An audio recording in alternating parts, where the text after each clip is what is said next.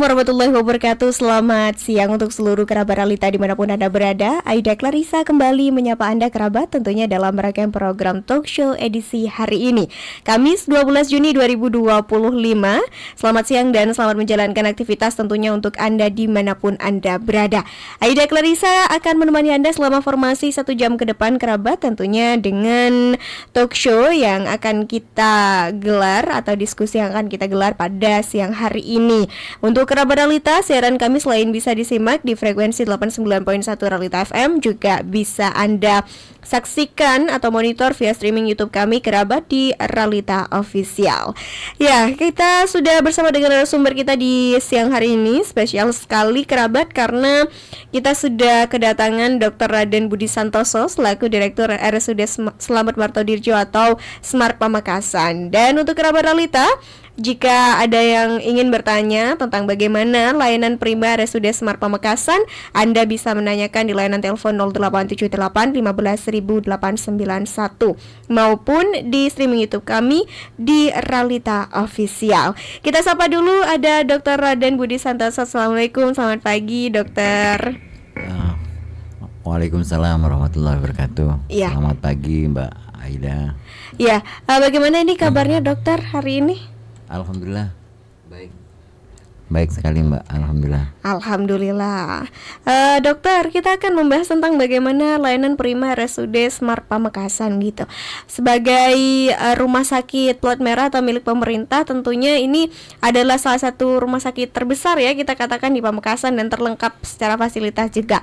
Nah, seperti apa sebenarnya dokter yang bisa disampaikan mengenai hal-hal unggulan begitu, layanan-layanan unggulan yang ada di RSUD Smart Pamekasan pada saat ini? Silakan dokter.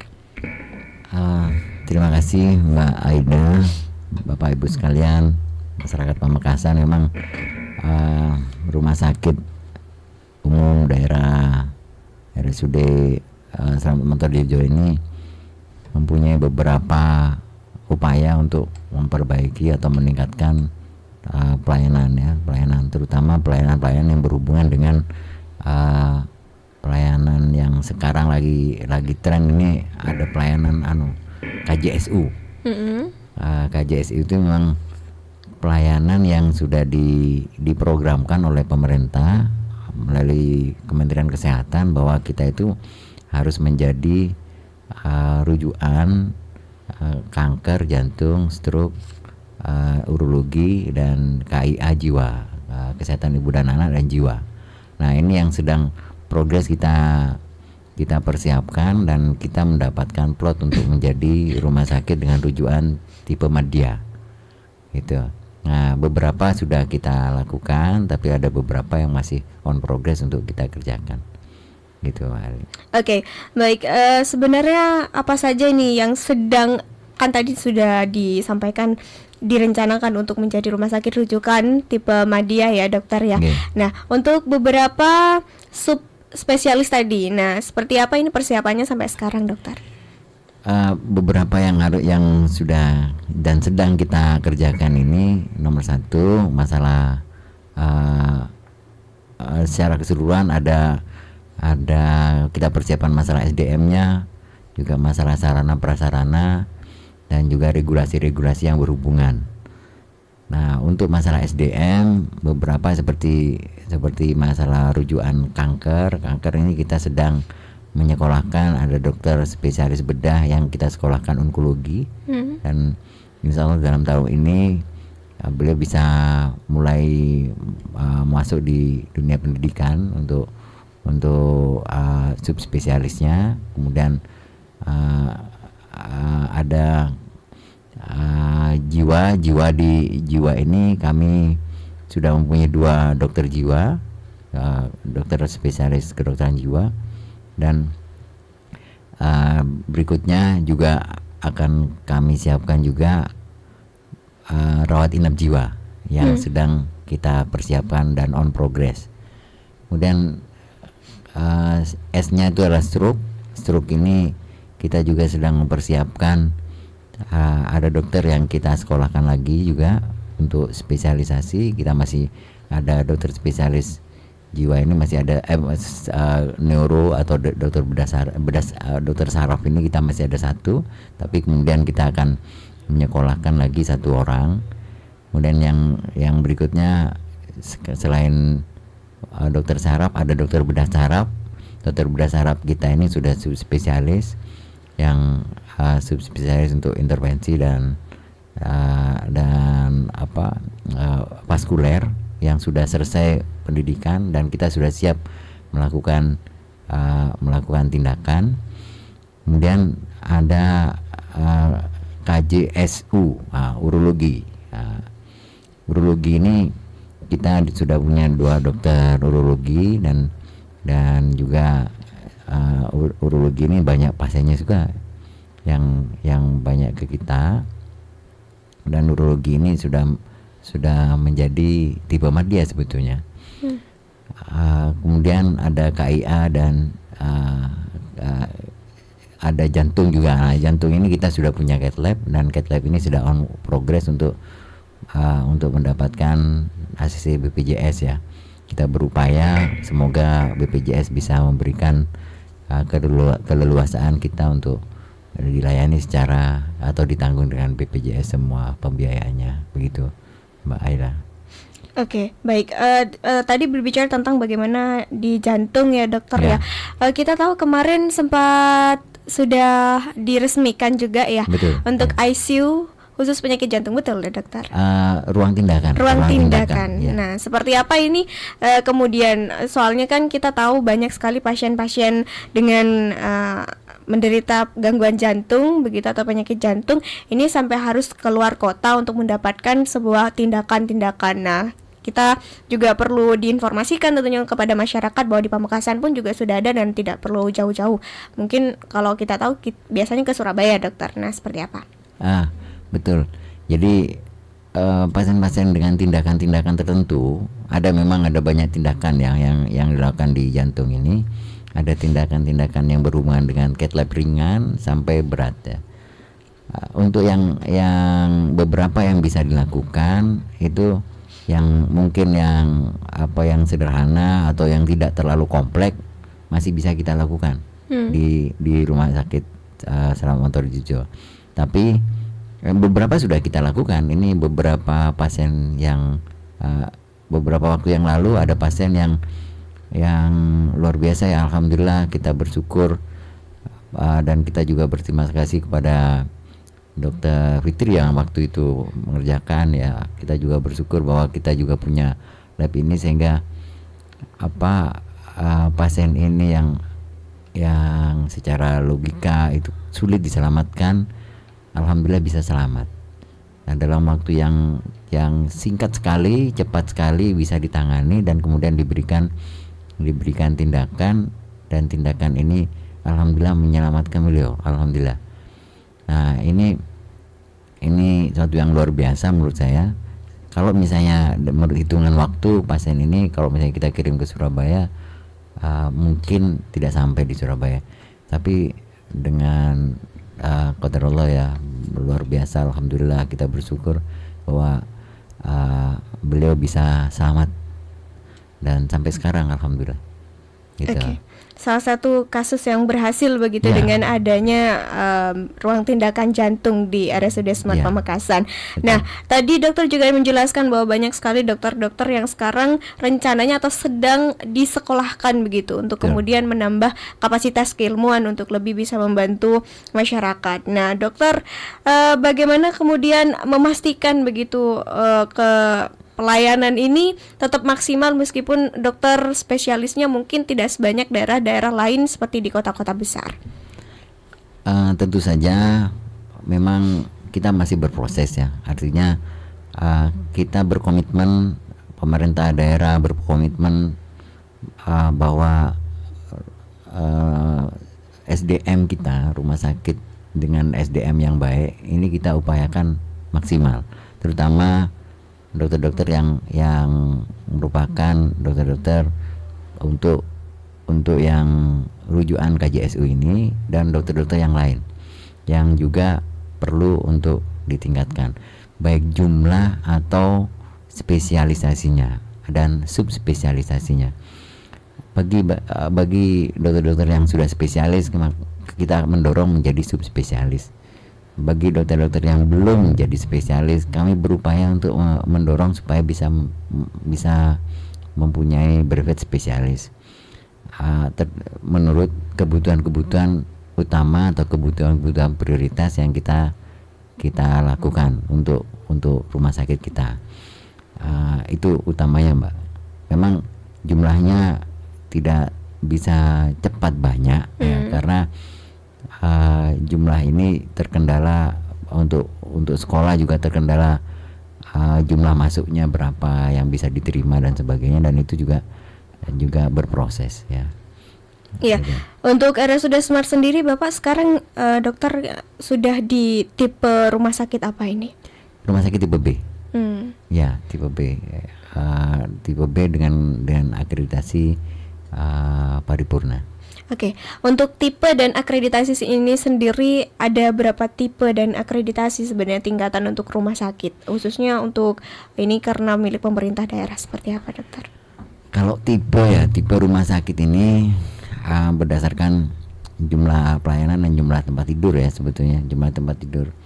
Kita ini sudah tipe B sudah beberapa tahun yang lalu, dan tipe-tipe ini ada tipe D, tipe C, tipe B, tipe A. Kita ada di tipe B. Kemudian untuk akreditasi, ini akreditasi pelayanan, ada akreditasi yang utama, akreditasi yang kita yang paling tinggi ini sebetulnya paripurna. Dan kita juga rumah sakit pendidikan loh. Rumah sakit pendidikan yang juga menyelenggarakan pendidikan bidang kesehatan. Dan kita juga bekerjasama dengan beberapa universitas dan beberapa rumah sakit juga di Jawa Timur utamanya. Oke. Baik. Kita beralih mungkin ke layanan-layanan yang berbasis teknologi di RSUD Smart Pamekasan. Nah, seperti apa sebenarnya peranan dari teknologi sendiri dalam aktualisasi pelayanan untuk membentuk pelayanan yang prima di RSUD Smart, dokter? Jadi gini, Mbak Ayu, jadi rumah sakit kesehatan dan kedokteran ini ini tidak bisa dipisahkan dari kemajuan teknologi. Semakin hari, setiap hari atau setiap minggu, setiap bulan ada saja teknologi baru dalam bidang kesehatan, dalam bidang pemeriksaan, dalam bidang diagnosis, pemeriksaan, diagnosis, bahkan juga dalam bidang terapinya. Setiap bagian atau setiap spesialisasi itu mempunyai teknologi yang terupdate juga setiap saat. Contoh di bidang saya mungkin bagian mata, setiap saat ada teknologi baru yang harus kita pelajari juga dan kita update juga. Dan kalau kita bisa, rumah sakit ini sebaiknya juga mengupdate alat-alat yang bisa yang mampu kita adakan. Nah, namun teknologi ini juga berhubungan dengan pembiayaan, karena semakin lama teknologi baru ini juga semakin mahal harganya, dan itu juga mempunyai implikasi pelayanan. Setiap teknologi baru, setiap pelayanan baru, teknologi yang baru ini juga memberikan perbaikan layanan. Salah satu aspek yang kita perhitungkan selain aspek-aspek yang lainnya, gitu, Pak. Oke. Untuk RSUD Smart sendiri bagaimana kemudian melakukan berbagai cara untuk meningkatkan kualitas pelayanan, dan bagaimana kemudian ada saja kan pasien-pasien yang misal mengadakan keluhan-keluhan tertentu. Nah, seperti apa ini untuk menghadapi hal-hal seperti ini, dokter? Kualitas pelayanan itu bisa dilihat dari secara, mohon maaf, saya cerita sedikit ya. Boleh, silakan, dokter. Jadi indikator-indikator keberhasilan pelayanan adalah salah satunya untuk rumah sakit adalah bed occupancy ratio. Bed occupancy ratio, average long stay, ya apa ke tingkat hunian dan lamanya dirawat, serta turnover interval, juga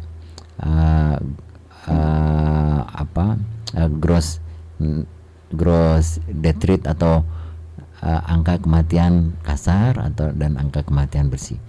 Nah, angka-angka ini menunjukkan di rumah sakit kita itu mempunyai angka yang tinggi. Jadi bed occupancy rate, tingkat kehunian rumah sakit rata-rata sudah mencapai 80%, 85%. Artinya rumah sakit kita sangat diminati oleh masyarakat. Masih menjadi rumah sakit rujukan utama, ya, rumah sakit rujukan yang bisa dibilang bahwa rumah sakit yang mendapatkan masih ada di hati masyarakat, gitu ya. Nah, kemudian bagaimana caranya untuk menjaga sustainability pelayanan supaya tetap berkualitas. Nah, kualitas pelayanan bisa dimulai dari depan sampai belakang, ya. Artinya dari UGD, Poli sampai di rawat inap, bahkan di penunjang layanan juga, termasuk juga di tempat-tempat yang non pelayanan langsung. Nah, untuk yang pelayanan langsung kita berupaya untuk meningkatkan kecepatan dan ketepatan, itu aspek utama, ya. Kalau di UGD kita berupaya menempatkan kecepatan dan ketepatan. Nah, memang setiap hari atau setiap bulan kita merawat sekitar 1.500 pasien setiap bulan. 1.500 pasien ini yang dari berbagai daerah, baik itu dari Pamekasan atau di luar Pamekasan, yang merupakan rujukan. Kita merawat di rawat inap 1.500 pasien dan lebih dari 10.000 pasien di Poli. Jadi poliklinik kita menampung antara 8.000 sampai 10.000 pasien setiap bulan, dan untuk dirawat inap sekitar 1.500 pasien setiap bulan. Nah, dalam waktu 1 tahun, ya 1.500 pasien kali 12, ya, berarti memang dari pelayanan yang ribuan itu pasti ada yang mempunyai keluhan-keluhan atau ketidakpuasan. Pasti tidak ada pelayanan yang sempurna untuk bisa memuaskan pasien. Untuk melakukan itu, untuk apabila memang ada keluhan-keluhan, ada jalur-jalur keluhan yang bisa disampaikan, baik itu keluhan dari baik itu kita ada media sosial kami, baik itu di web atau di Instagram, ya, atau juga mungkin ada di TikTok, atau juga ada di barcode yang ada di ruangan-ruangan. Kalau misalnya ada ini bisa kita disampaikan komplain dan sebagainya, dan itu kita lakukan, kita olah di dalam. Kemudian kita lakukan tindak lanjut yang berhubungan dengan komplain tersebut, dan kita juga sampaikan kepada pihak-pihak yang terkait dengan keluhan tersebut, Mbak. Oke, yang sebenarnya sering sekali terjadi di real life-nya, ya dokter, bahwa kadang gesekan-gesekan seperti itu bisa saja selalu terjadi begitu.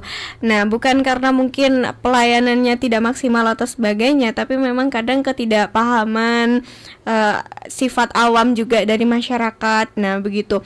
Bagaimana kemudian menanggapi nih dokter? Misal seringkali kita mendapat keluhan bahwa ketika masuk jam jenguk atau kunjungan gitu, dan itu biasanya dengan waktu tertentu kita akan sedikit berdebat begitu dengan bagian keamanan untuk bisa menjenguk keluarga ataupun kerabat yang sakit, sedangkan memang jam jenguknya belum sampai begitu atau sudah lewat. Nah, ini kan sebenarnya juga seringkali jadi bersih tegang begitu antara pengunjung ataupun kerabat yang datang dengan pihak rumah sakit yang berusaha untuk menerapkan regulasi, sedangkan ada saja masyarakat yang mungkin bukan karena bebal tapi tidak tahu, ataupun mereka ini saking inginnya datang untuk menjenguk karena mungkin jauh dan sebagainya. Nah, ini bagaimana kemudian mencoba untuk mengurai permasalahan-permasalahan seperti ini, dokter?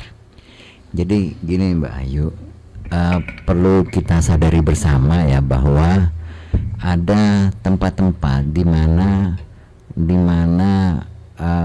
atau tempat-tempat pelayanan di mana memang boleh ada jam kunjungan, tapi juga ada tempat di mana tidak boleh ada jam kunjungan. Baik.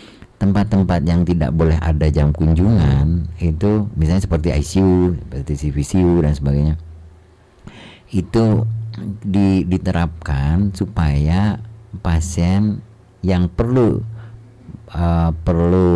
perawatan intensif mendapatkan maksimal perawatan dan pengamatannya sesuai dengan kebutuhan penyakitnya. Nah, apabila kita kadang-kadang kita juga sering berdebat ya, sering ada keluhan dan sebagainya, kenapa aku nggak boleh lihat, kenapa aku nggak boleh nungguin ya. Ya perlu kita sadari bersama bahwa apabila kita perkenankan untuk saudara-saudara yang lain itu melihat dan masuk ke dalam, maka sebetulnya juga itu memberikan risiko-risiko kepada pasien.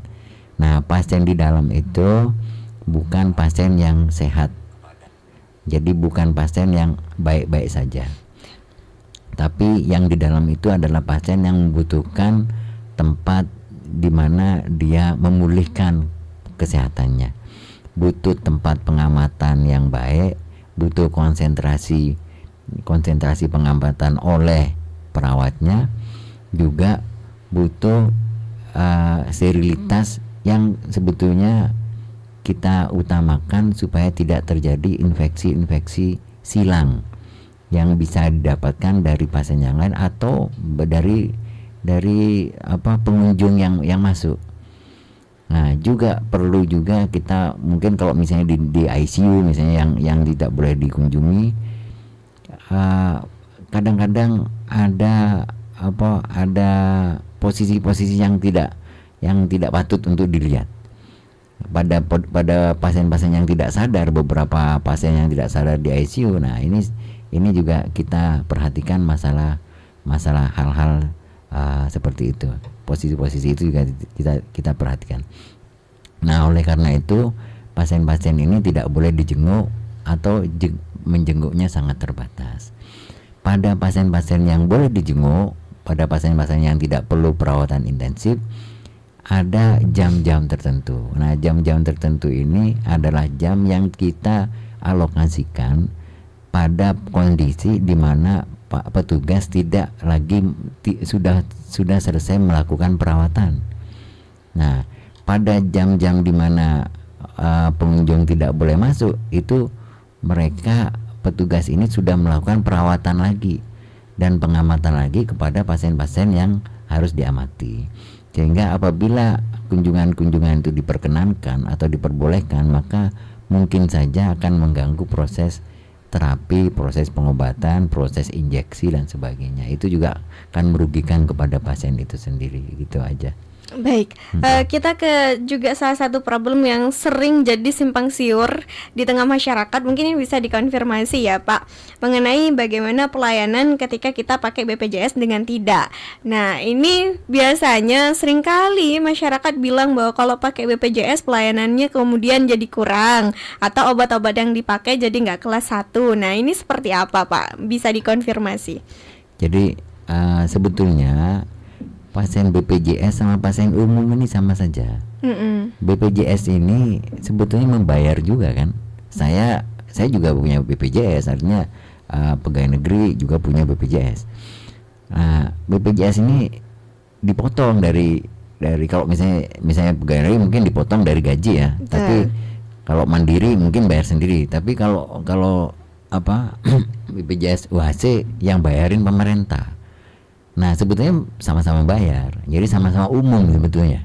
Jadi harusnya memang tidak ada perbedaan, dan kami komitmen di dalam bahwa tidak boleh ada perbedaan, kecuali memang pasien-pasien yang betul-betul tidak dibayari oleh BPJS dan dia pasien umum yang bisa saya mau minta obat di luar, nah itu boleh saja.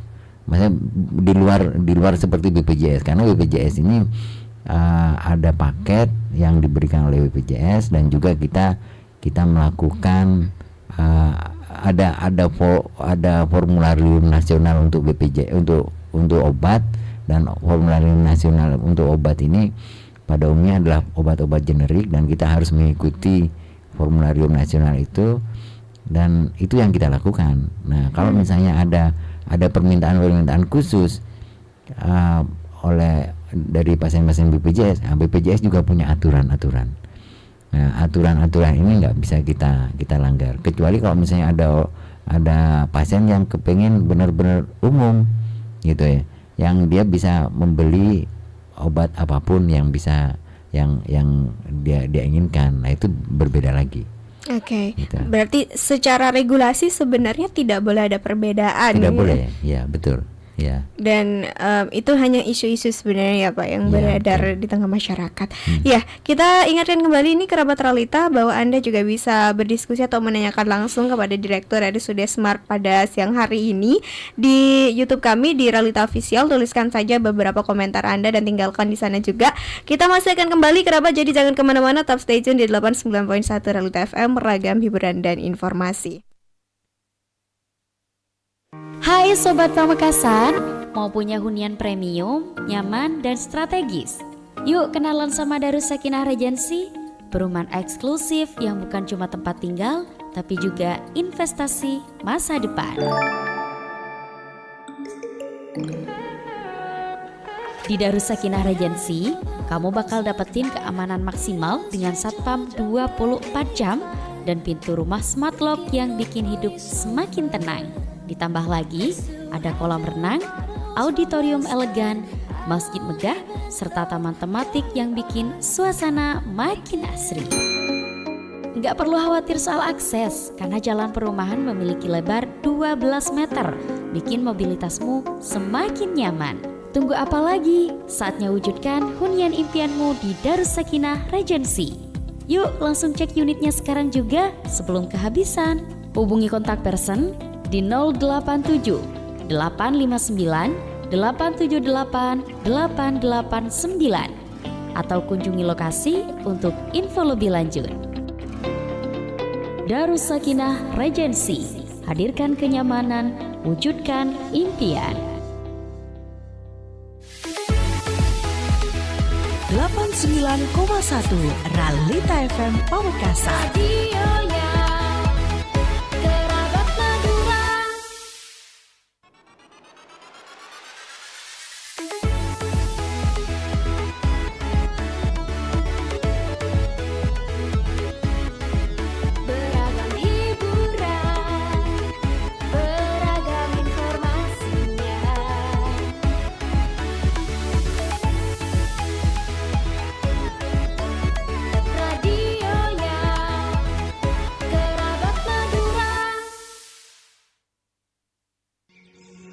Travel kamu lagi mau ngurus izin umroh PPIU, haji PIHK, atau akreditasi, tapi masih bingung sama prosesnya, berkasnya yang ribet, aturannya banyak, dan gak tahu mau mulai dari mana.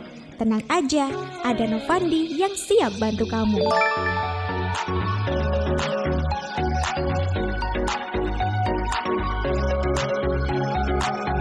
Novandi sudah urus lebih 150 travel umroh dan haji seluruh Indonesia. Terlebih di Jawa Timur, sudah banyak banget. Kami bantu untuk menerbitkan PPIU, PIHK, akreditasi mereka. Dengan harga yang bersahabat, proses yang cepat, dan dijamin sampai seluruh Indonesia. SK-nya terbit didampingi oleh pihak legal expert kami. Bikin travel kamu jadi lebih mudah urus perizinan. Jadi sekarang cuma cukup fokus cari jemaahnya. Urusan izin serahin ke Novandi. Mau konsultasi gratis langsung hubungi novandi.id 081 238 999972. Wujudkan impian travel umrohmu sekarang juga.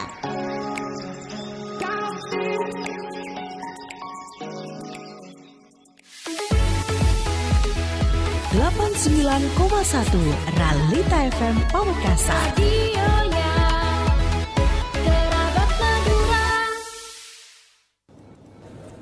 Beb, gue bad mood banget nih. Acara wedding gue tinggal bentar lagi. Tapi sampai sekarang belum dapat muai yang pas. Gue harus gimana nih, Beb? Loh, iya ya, habis lebaran ini kan nikahan kamu, Beb. Gimana sih kok masih bingung cari mua? Langsung aja deh, booking di Ima Wedding Mua Pamekasan. Beneran deh, cantik banget hasilnya. Cara kerjanya juga profesional loh, Beb. Pilihan gaunnya juga ada banyak. Mau look apa aja juga bisa request. Mau bold, mau flawless, pokoknya dijamin make upnya ini oke banget loh. Beneran, Beb. Soalnya nanti gue pengennya ada Jawa gitu. Bener, Beb. Mau ada Jawa, Arabian look, Korean look, bahkan Indian look, tinggal request aja, Beb. Kepoin deh coba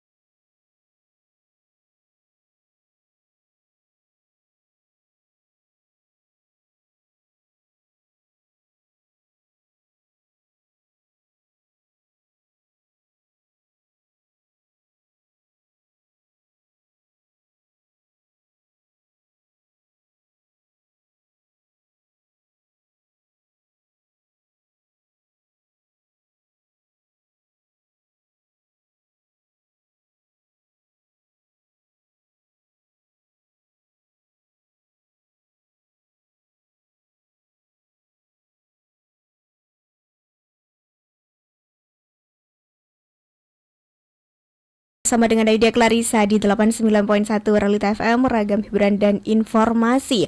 Ya, kerabat Realita, Anda masih menyimak program Talkshow edisi hari ini, Kamis 12 Juni 2025, masih bersama dengan Aida Clarissa. Kerabat, kita masih bersama dengan narasumber kita di studio, ada Dr. Raden Budi Santoso selaku Direktur RSUD Slamet Martodirjo atau Smart Pamekasan, dengan tema layanan prima RSUD Smart Pamekasan. Dan kerabat Realita sudah beberapa ini menyampaikan beberapa komenan juga di akun YouTube kami di Realita Official, dan Bapak atau Dokter, kita izin bacakan beberapa komen yang masuk ya. Tentang ini hubungannya bagaimana memastikan keramahan dan juga profesionalisme staf maupun perawat dan juga stakeholder di rumah sakit untuk senantiasa memberikan pelayanan yang prima ini seperti apa kepada masyarakat ataupun pasien. Silakan dokter. Terima kasih Mbak Ayu. Jadi di rumah sakit ini dalam hal pelayanan sebetulnya ada dua etape ya, dua aspek yang perlu kita tahu bersama, kita sadari bersama bahwa ada layanan kesehatannya dan ada cara melayaninya. Layanan kesehatannya kita sebenarnya sudah terstandar, baik itu melalui akreditasi atau melalui kewenangan dan kompetensi-kompetensi yang sudah diatur dalam berbagai aturan yang berhubungan dengan pelayanan rumah sakit. Seperti misalnya standar pelayanan minimal dan sebagainya. Juga di akreditasi kami juga setiap titik itu juga perlu sudah dilakukan pemantauan. Tetapi ada aspek yang lain yang perlu kita perhatikan di era-era sekarang ini adalah bagaimana kita memberikan pelayanan itu atau cara melayaninya. Nah, berhubungan berkaitan dengan ini semua, cara melayani kita juga lakukan perbaikan.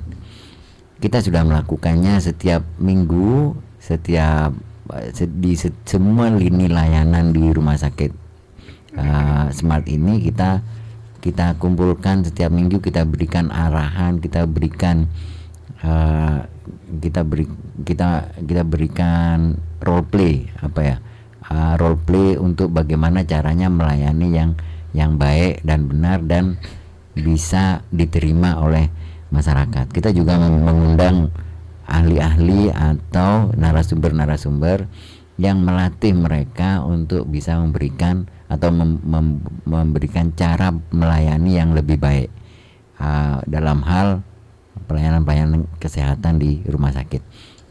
Memang ini tidak harus berproses ya, tidak bisa cepat karena ini mengubah kebiasaan melayani dari yang melayani dengan cara biasa-biasa saja dan menjadi perilaku yang berbeda, seperti kalau misalnya kita ketemu di rumah sakit yang rumah sakit swasta yang terkenal misalnya, atau di hotel-hotel dan sebagainya. Itu juga kita perlu waktu untuk memberikan solusi-solusi itu, memberikan edukasi itu. Kemudian yang kedua Mbak Ayu, bahwa memang di rumah sakit ini bukan hanya tenaga kesehatan yang bekerja, bukan hanya tenaga penunjang kesehatan, tetapi juga ada tenaga untuk cleaning service dan tenaga security. Nah, mereka ini juga membantu melayani. Pada kondisi melayani itu mungkin saja ada beberapa oknum yang bersikap kurang baik atau berperilaku kurang baik, baik itu secara mungkin secara perkataan atau perbuatan, atau juga mungkin ada oknum-oknum yang ada yang mungkin minta duit dan sebagainya. Ini mohon disampaikan di saluran-saluran komplain kami, saluran-saluran layanan. Yang seperti oknum-oknum seperti ini akan kita tindak dengan serius, gitu ya. Jadi istilahnya kita melakukan ini dengan totalitas, meskipun mungkin kita juga perlu waktu untuk membuat pelayanan ini lebih terasa lebih baik, begitu Pak Ayu. Oke, baik, berarti memang juga berusaha dioptimalkan betul gitu ya, bagaimana nggak hanya memberi layanan juga dengan baik gitu, servisnya juga harus, keramahannya juga, profesionalismenya juga ya dokter. Iya, betul. Ya betul. Jadi kita beri informasi juga, dokter tadi juga sudah menyampaikan kalau menemui hal-hal tersebut bisa langsung diadukan begitu Betul, ke berbagai kontak-kontak center yang tersedia, yakni milik RSUD Slamet Martadirja Pamekasan. Jadi jangan khawatir, bahwa Direktur RSUD Smart sendiri juga menyatakan bahwa pelayanan harus optimal kepada siapapun, baik pasien BPJS maupun bukan non BPJS. Nah, kerabat, selanjutnya ini ada beberapa komen juga ini dokter mengenai rumah sakit sudah bagus, tinggal pelayanannya saja Bapak diawasi lebih ketat begitu. Tadi sudah disampaikan dan dikonfirmasi ya Mbak sama dokter. Dan ada juga dari Dwi Anggra ini, semoga dengan kualitas yang bagus pelayanan lebih baik ke depannya. Amin. Semoga juga semakin baik ke depan dari segala sisi. Dari akun Eva Magdalena. Terakhir dari akun Steve Wong, semoga pelayanannya memang sangat efektif dari segi apapun dan semakin baik dari segi administrasi. Nah, dari segi administrasi sendiri dokter, pelayanannya kah? Kita juga tahu sekarang bahwa kalau kita ke rumah sakit sudah bisa daftar langsung dari rumah ya kayaknya. Betul, nah ya. betul. Nah ini seperti apa bisa disampaikan juga ke masyarakat dokter? Terima kasih Mbak Ayu. Jadi rumah sakit ini secara teknologi memang teknologi itu adalah suatu keniscayaan di kita sekarang, bahwa semakin lama kita semakin bergantung dan semakin membutuhkan teknologi, dan teknologi ini memudahkan. Salah satu yang memudahkan untuk untuk pendaftaran adalah pendaftaran dari rumah. Pakai kalau misalnya pakai BPJS pakai online JKN. Nah, di JKN online ini juga difasilitasi oleh BPJS Kesehatan untuk melakukan pendaftaran dari rumah, sehingga tidak terlalu banyak antri, tidak terlalu lama antri di memang mungkin mobile JKN ini ada kendala-kendala pada operasionalisasi aplikasinya. Mungkin saja pada beberapa orang mungkin tidak terlalu familiar untuk melakukan itu. Tapi juga kalaupun misalnya ada bapak atau ibu yang kurang terbiasa menggunakan aplikasi atau HP, mungkin ada putranya atau ponakannya atau bahkan cucunya yang bisa membantu untuk melakukan itu semua. Nah, sebaiknya memang kalau misalnya ke rumah sakit Smart, semakin lama kita akan semakin memperluas cakupan mobile JKN ini, supaya harapannya bahwa semua layanan-layanan yang sifatnya poliklinis itu bisa diakses secara administratif di mobile JKN yang mestinya akan mempermudah pasien atau pengguna layanan di rumah sakit ini. Begitu juga termasuk administrasi yang ada di internal rumah sakit, kita sekarang upayakan untuk menjadi rumah sakit yang smart, yang betul-betul smart. Jadi artinya betul-betul mempunyai koneksi-koneksi internet dan koneksi-koneksi yang memudahkan menggunakan teknologi. Ya betul. Kalau masyarakat yang kurang paham, apa mungkin nanti juga bisa diberikan layanan itu juga di rumah sakit Smart, Pak?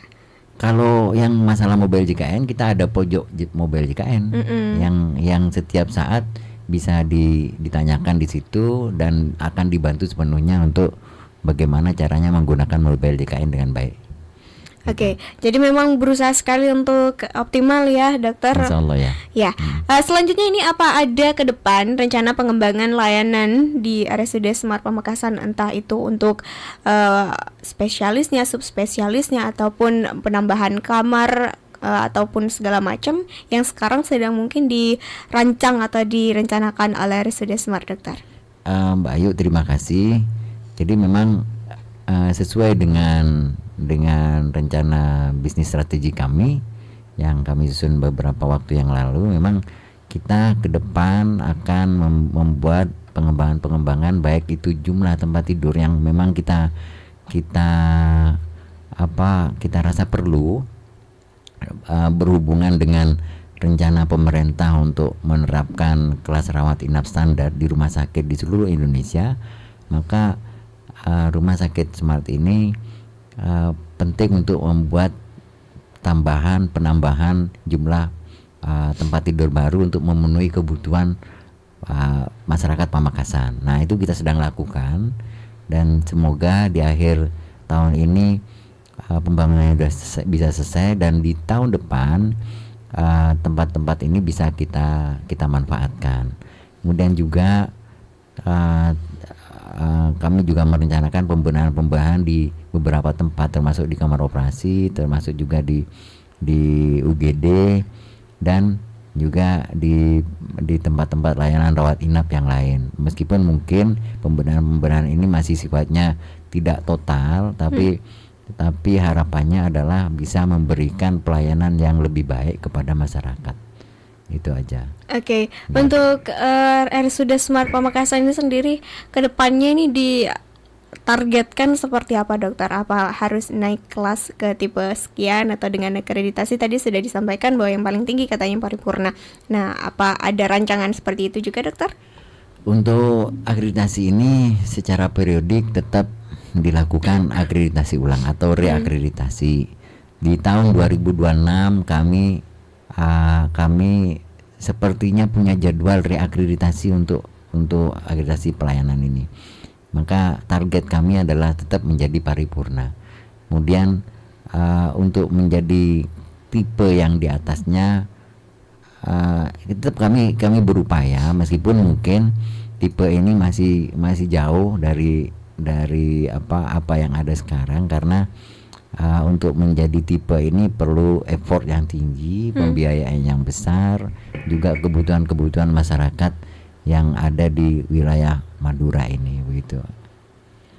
Oke, RSUD Smart ini kan juga sebenarnya rujukan dari beberapa rumah sakit di Pulau Madura khususnya, dokter. Dan bagaimana sebenarnya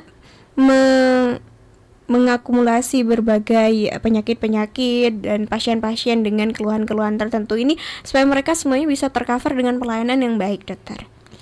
Begini, Mbak, variasi layanan dan kemungkinan bisa menangani rujukan ini utamanya berhubungan dengan jumlah dan variasi spesialisasi dan tingkat expertise dan kompetensi spesialisasi. Jadi jumlah dokter spesialisnya akan kita tambah dengan variasi spesialisnya dan subspesialisnya juga kita tambah. Itu akan membuat peningkatan jumlah jenis layanan dan jumlah layanan. Nah, dengan sendirinya kalau misalnya dokternya kita tambah, spesialnya kita tambah, maka kebutuhan masyarakat akan terjawab. Apabila ada masyarakat yang kita rujuk ke luar dari Pulau Madura, ke Surabaya misalnya, pada umumnya karena expertise dari spesialisnya atau sarana prasarana yang kurang memadai. Maka apabila ada spesialis atau subspesialis yang kita bisa tambah dan kita bisa sekolahkan secara organik yang masuk di rumah sakit Smart ini, maka sarana prasarana akan mengikutinya, gitu. Dan itu menjadi bagian dari keinginan kami ke depan untuk menambah jumlah layanan dan variasi layanan yang bisa kita siapkan melalui expertise dan kompetensi dokter spesialis, gitu ya. Oke, baik. Untuk sementara, dokter, berdasarkan data mungkin yang dokter punya, apa saja ini spesialis atau subspesialis yang sudah bisa dikatakan expert begitu, dokter, di RSUD Smart yang baik secara SDM dan juga sumber daya alat dan sebagainya ini sudah mumpuni sehingga masyarakat ini nggak harus dirujuk jauh-jauh untuk kemudian untuk mendapatkan pelayanan kesehatan atau tindakan utama yang mengancam nyawa, dokter. Begini Mbak Ayu, untuk spesialis insya Allah sudah hampir lengkap ya. Spesialis lengkap. Untuk subspesialis yang kita bergerak di situ, memang spesialisnya lengkap, tapi jumlahnya ada beberapa yang kurang. Contoh misalnya spesialis neuro ya, spesialis saraf mungkin kurang, ada satu tapi itu juga mungkin masih perlu ditambah. Kemudian juga dokter spesialis anak yang kita juga perlu penambahan.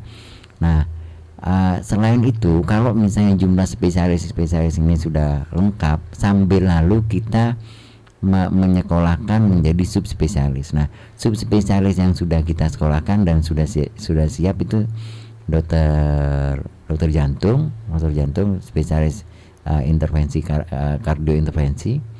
Kemudian juga dokter bedah saraf yang sudah selesai spesialis, subspesialis. Dokter radiologi dengan subspesialis torak. Kemudian ada dokter anestesi yang sekarang lagi menempuh subspesialisasi juga intensive care.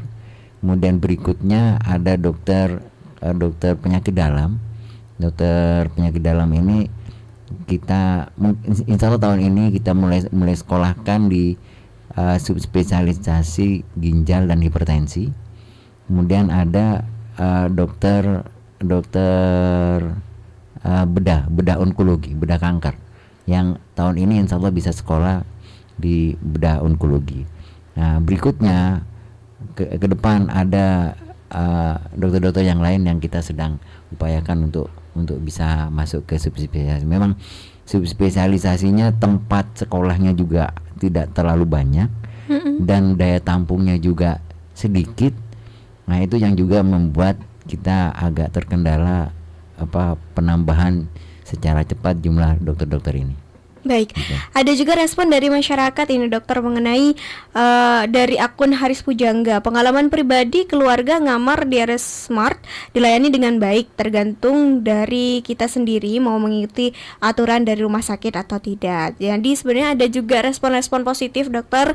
Dan kita terakhir dokter, harapannya ini seperti apa mengenai berbagai layanan di Rumah Sakit Smart Pamekasan dan bagaimana kemudian untuk ke depannya seperti apa dokter? Terima kasih Mbak Ayu. Jadi harapannya memang masyarakat ini bisa memanfaatkan Rumah Sakit Smart ini dengan sebaik-baiknya. Dan harapannya juga Rumah Sakit Smart bisa melayani masyarakat dengan sebaik-baiknya juga. Memang ada mungkin beberapa miskomunikasi dengan masyarakat yang berhubungan dengan layanan. Maka oleh karena itu untuk menghindari miskomunikasi ini, salah satunya juga kita akan bekerjasama dengan Realita FM ini untuk selanjutnya bisa melakukan diseminasi informasi yang berhubungan dengan program-program yang ada di Rumah Sakit Smart atau layanan-layanan yang bisa dilakukan di Rumah Sakit Smart itu dengan lebih baik. Gitu. Itu salah satunya, mungkin juga kita komunikasikan dengan media sosial atau media-media yang lain. Baik, terima kasih Dr. Raden Budi Santoso selaku Direktur RSUD Selamat Martadija atau Smart Pamekasan sudah bersedia hadir. Semoga rencana tadi bisa terrealisasi insyaallah segera ya dokter ya. Ya kerabat, demikianlah wawancara kita langsung bersama dengan Dr. Raden Budi Santoso selaku Direktur dari RSUD Selamat Martadija atau Smart Pamekasan. Dan ini juga menjadi akhir dari kebersamaan kita pada edisi hari ini. Aida Clarissa pamit undur diri. Stay healthy dan keep positif. Wassalamualaikum warahmatullahi wabarakatuh.